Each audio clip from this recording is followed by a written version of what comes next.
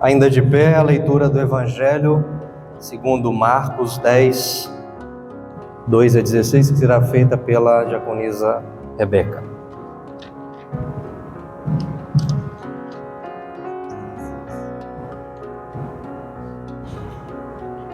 Alguns fariseus, querendo conseguir uma prova contra ele, perguntaram: de acordo com a nossa lei, um homem pode mandar a sua esposa embora?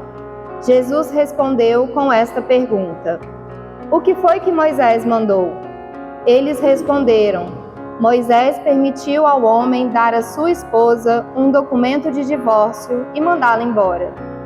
Então Jesus disse: Moisés escreveu este mandamento para vocês por causa da dureza do coração de vocês. Mas no começo, quando foram criadas todas as coisas, foi dito: Deus os fez homem e mulher. Por isso, o homem deixa o seu pai e a sua mãe para se unir com a sua mulher, e os dois se tornam uma só pessoa. Assim, já não são duas pessoas, mas uma só. Portanto, que ninguém separe o que Deus uniu. Quando já estavam em casa, os discípulos tornaram a fazer perguntas sobre esse assunto. E Jesus respondeu: o homem que mandar a sua esposa embora e casar com outra mulher estará cometendo adultério contra a sua esposa. E se a sua mulher mandar o seu marido embora e casar com outro homem, ela também estará cometendo adultério. Depois disso, algumas pessoas levaram as suas crianças a Jesus para que ele as abençoasse. Mas os discípulos repreenderam aquelas pessoas. Quando viu isso, Jesus não gostou e disse: deixem que as crianças venham a mim e não proíbam que elas façam isso, pois o reino de Deus é das pessoas que são como essas crianças. Eu afirmo a vocês que isso é verdade. Quem não receber o reino de Deus como uma criança, nunca entrará nele. Então Jesus abraçou as crianças e a abençoou, pondo as mãos sobre elas. Amém. Amém. A igreja pode se sentar.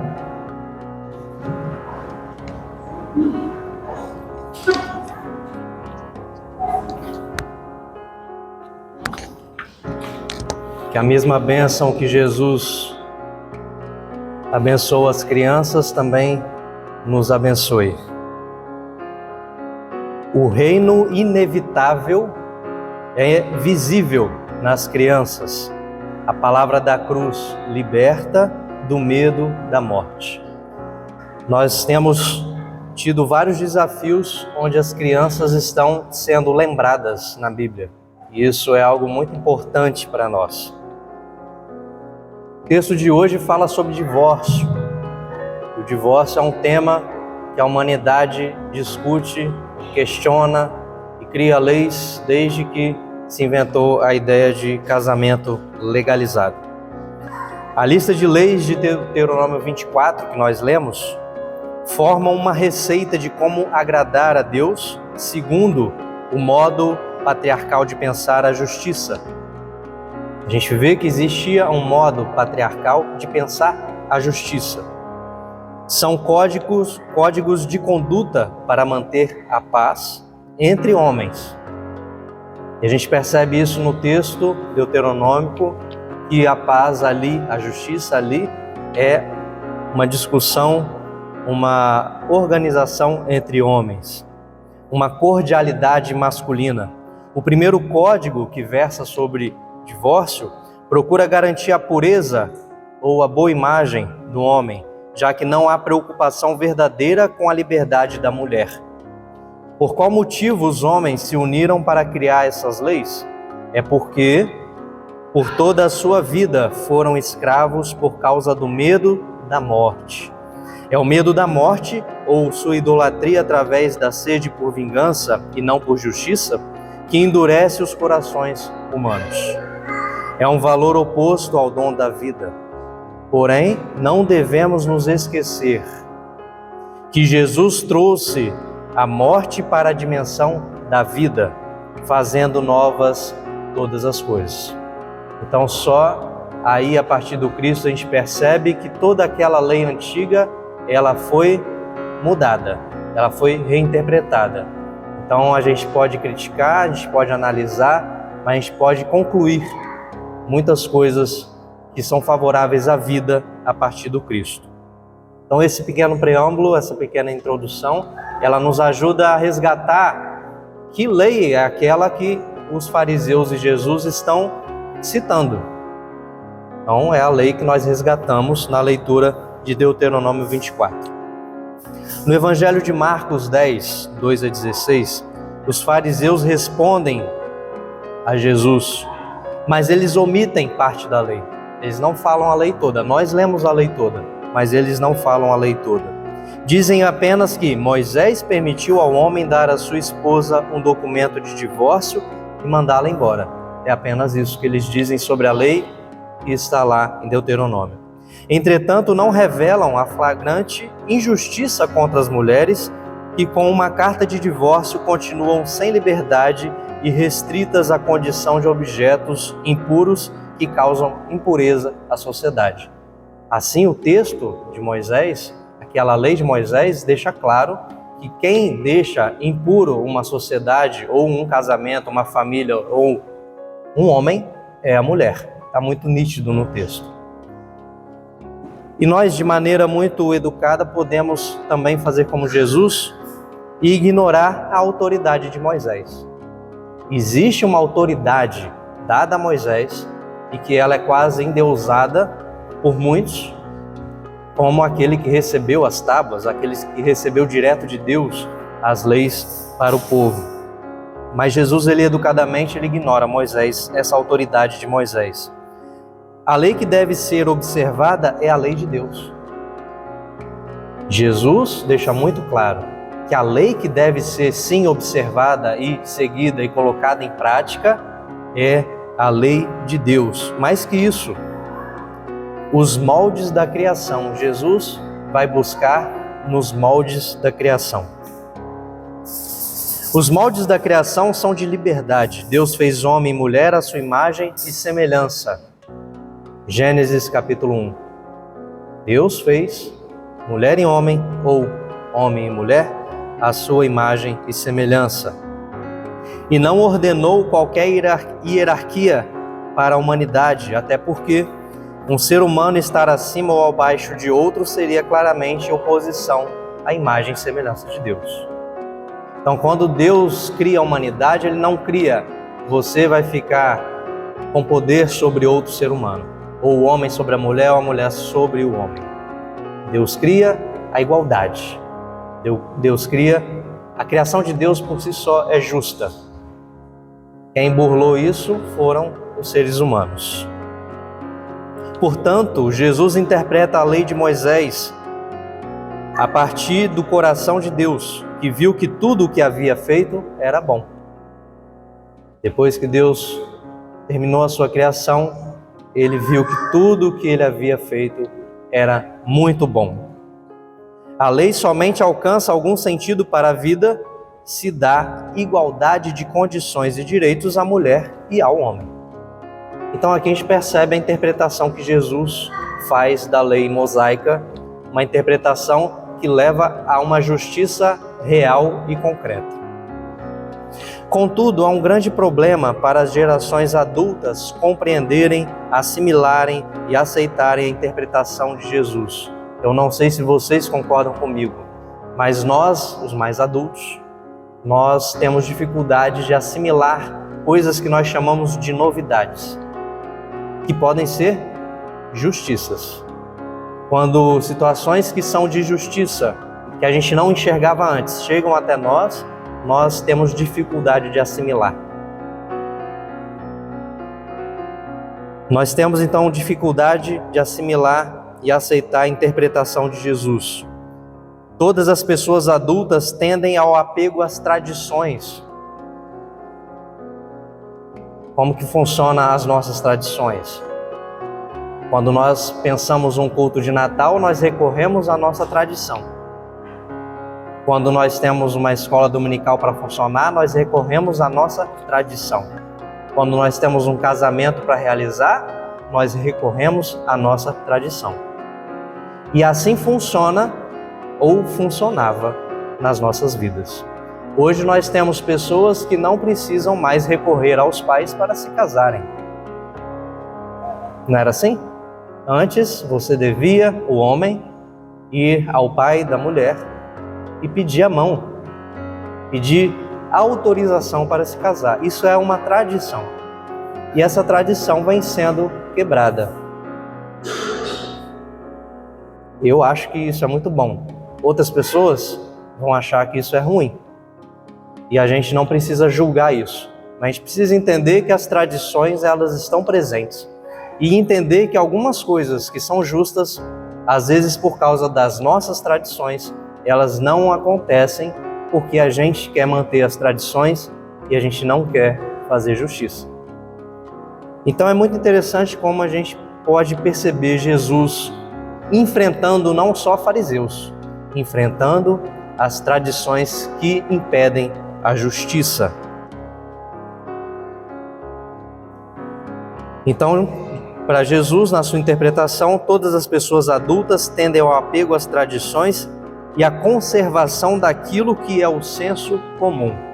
Nós tendemos a conservar o que é senso comum. Então, quem pega ônibus sabe que existem bancos hoje para pessoas obesas. Aqui todo mundo sabe que você não pode mais chamar morador de rua, mas pessoa em situação de rua. Então percebam como tem coisas que são da tradição, mas que por algum motivo, para que haja justiça, nós somos convidados a repensar. Em vários aspectos isso acontece e a gente às vezes tem dificuldade de assimilar.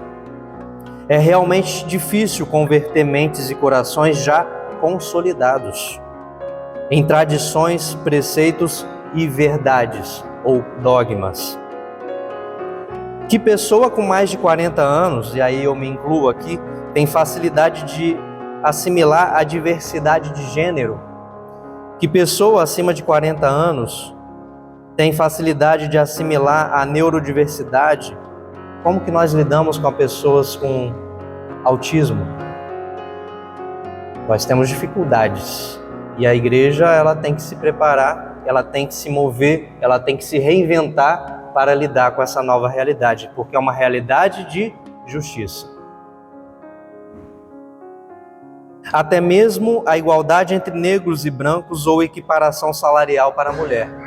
Vários assuntos que a gente trouxer, que a gente tentar tratar na igreja, vão esbarrar nas tradições, vão esbarrar nas concepções que as gerações criaram. Em cada um a sua época, cada geração a sua época. Jesus sabe bem dessa barreira geracional, social e cultural. Quem pode ajudar a mudar essa realidade? Quem pode ajudar a mudar essa realidade? Como cultivar uma lógica capaz de refundar as estruturas sociais? Existe uma estrutura social que é consolidada e que nos faz reproduzir diversas coisas que são injustas, por mais que não pareçam injustas. Eu acho que há 10 anos atrás ninguém falava de autismo. Há algum tempo atrás ninguém falava de acessibilidade. Hoje a nossa travessia marítima exige que as pessoas cadeirantes tenham acesso ao aquaviário.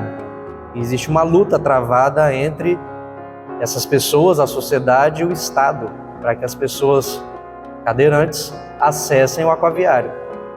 Isso não era uma preocupação há pouco tempo. A gente não tinha, essa igreja não tinha nenhum tipo de acesso quando foi fundada, eu imagino. Então existem tradições que precisam ser reformuladas para atender à justiça, principalmente a justiça de Deus. Quem tem capacidade e verdadeira pureza para assimilar a vontade de Deus para a humanidade? São as crianças. Se existe na nossa sociedade alguém que tem capacidade, que tem pureza, que pode assimilar a vontade de Deus para a humanidade, já que os adultos estão consolidados, são as crianças. Elas recebem o reino de Deus integralmente. Eu falo isso porque hoje eu sou pai e percebo isso, mas eu falo isso porque a gente pode observar na nossa sociedade como que as crianças assimilam os valores do reino ou não. Os valores que são disponibilizados a elas. Isto é, as crianças assimilam com total naturalidade os valores do reino de humanidade. São elas que compreendem com facilidade os mandamentos que Jesus dá em oposição aos antigos e vingativos códigos legais. Com as crianças, quando a gente fala dos valores do reino, elas não ficam questionando, mas isso pode? Elas entendem, elas assumem, elas colocam em prática. Os adultos são tão complicados para a tarefa de assimilação dos valores do reino que Jesus precisa ser duro e utilizar linguagem violenta para conseguir trazê-los e fazê-los compreender alguma coisa. No domingo passado, o texto do Evangelho falava um pouco sobre isso. Basta lembrar das penalidades para quem fizesse com que as pessoas mais humildes se desviassem dos valores do reino. Marcos 9:42 e os seguintes. O que Jesus dizia ali? Para que os adultos entendessem. É fogo do inferno, vermes imortais que comem o culpado lenta e eternamente. A única forma de reparar tal pecado, de desviar as pessoas mais humildes do caminho de seguir Jesus, a única maneira de reparar tal pecado seria a automutilação. Diz Jesus, olho, mão, pé. Não é isso? Se o seu olho pecar, arranque ele fora. Se a sua mão pecar, arranque ela fora. Se o seu pé pecar, arranque fora. Isso é uma forma violenta. Jesus precisou usar uma linguagem violenta para que os adultos, não as crianças, os adultos compreendessem o que ele queria dizer, ou pelo menos alcançassem alguma coisa. Jesus mostra que há esperança. Seu projeto não prevê deixar nenhum ser humano para trás. No plano de Jesus, diz também lá em Marcos 9:42 seguintes, todas as pessoas serão purificadas pelo fogo, assim como os sacrifícios são purificados pelo sal. O sal é uma coisa útil, mas se perder o gosto, como que vocês poderão lhe dar gosto de novo? Tenham sal em vocês mesmos e vivam em paz uns com os outros. Vivam em paz uns com os outros. Então Jesus encontra adultos que brigam, adultos que não entendem que o reino de Deus não é sobre brigas, não é sobre disputas, é sobre amor, justiça, sobre igualdade. A saída é a conversão radical da consciência e do coração. A única forma de um adulto compreender e viver os valores do reino é a conversão total da sua consciência e do seu coração. E às vezes a gente encontra esses milagres acontecendo, graças a Deus. Significa que o reino de humanidade é inevitável. A gente pode, às vezes, achar que por falta de esperança, o reino de Deus está distante. Mas ele é inevitável, ele vai acontecer porque ele já começou. E é inevitável, pois é visível nas crianças. E aí a gente volta ao título. O reino de Deus é inevitável porque ele é visível nas crianças. A gente consegue ver o reino acontecendo nas crianças, os valores do reino nas crianças. Indo para a nossa conclusão. A morte de Jesus é poder para libertar os que foram escravos por toda a sua vida por causa do medo da morte. O que leva o ser humano a ter o coração endurecido, a criar leis que oprimem, é o medo da morte, não tem outra explicação. Porque quer ser maior que a morte, porque você quer ser maior que Deus. Então o medo da morte leva a gente a praticar os pecados que a gente pratica. É a morte, a vingança, o ódio, todas essas coisas nessa dimensão de morte que nos levam a criar coisas ruins. Jesus, ao tratar do tema divórcio, não cai na armadilha dos fariseus, ao mesmo tempo que amplia o olhar a fim de satisfazer a justiça de Deus. Então Jesus ele não entra no embate com os fariseus apenas para derrotar com argumentos os fariseus. Ele traz uma resposta que tem sentido para a vida. O mestre mostra que há uma série de mudanças e transformações nas relações humanas, sociais e culturais, que precisam acontecer para que o reinar de Deus seja pleno. Que tipo de transformações na estrutura da nossa sociedade, cultura, nas relações, precisam acontecer para que o reino se manifeste? Onde é que nós estamos brigando e causando morte? Onde é que nós estamos impedindo as pessoas de viver? Onde é que nós estamos botando fogo? Não o fogo que cura, não o fogo que transforma. Onde é que nós estamos sendo diabólicos, malignos? Por causa da dureza dos corações, dos nossos corações, que criam as condições de morte e não de vida, as leis precisam de constantes adaptações para gerar alguma justiça ou reparação. O que o ser humano faz com as leis desde que ele começou a criar leis?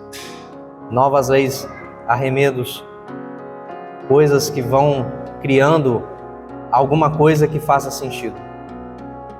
Ou então que volte como era, ou que tente fazer com que a gente possa ter algum senso de justiça. Como que está o Código Civil brasileiro? É o mesmo de 1 ano atrás? É o mesmo de 5 anos atrás? Como que é a nossa Constituição? Então a gente percebe que as leis humanas, elas são falíveis e são limitadas. No caso das mulheres, interpretar a legalidade do divórcio igualitariamente para homens e mulheres, para mulheres e homens, é um pequeno, mas importante avanço para a liberdade humana. Avanço que somente 2000 anos depois estamos vendo ser aceito pela sociedade brasileira, cuja lei sobre divórcio sofreu diversas alterações desde 1827. Após a coroa portuguesa vir, após o Brasil virar império, após a independência, após a república, e sempre foi se alterando a lei sobre o divórcio. E ainda vive e sofre forte influência dos dogmas católicos e do puritanismo evangélico. Porque o divórcio ainda não é aceito. Porque o divórcio ainda segue tradições. Porque o divórcio, ele é uma carta que um homem dá a uma mulher e a manda embora. Um homem dá uma carta e manda embora. Mulheres hoje com mais de 50 anos divorciadas ainda sentem um menosprezo de parte da sociedade, mas é nas gerações mais novas de sempre, de qualquer tempo, que há possibilidade de recriar a sociedade em que mulheres não sejam rotuladas como culpadas, impuras ou inimigas da família brasileira.